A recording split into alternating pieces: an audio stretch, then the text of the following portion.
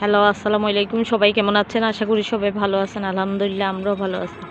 আজকে আমাদের মারিয়াম তুমি কি শোনাবা? গজল। বলো। আমার মনের ঘরে জোরে বলতে হবে। রেখেছি যারে, দো জাহানের বাদশা নবী কামলিওয়ালা রে, দো জাহানের বাদশা নবী কামলিওয়ালা রে।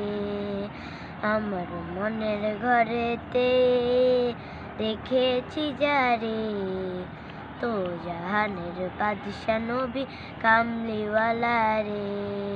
মোরা যদি ডানাওয়ালা পাখি হতাম, ওই মদিনা দেখার রাতে উড়ে যাইতাম। মোরা যদি ডানাওয়ালা পাখি হতাম, ওই মদিনা দেখার রাতে উড়ে যাইতাম।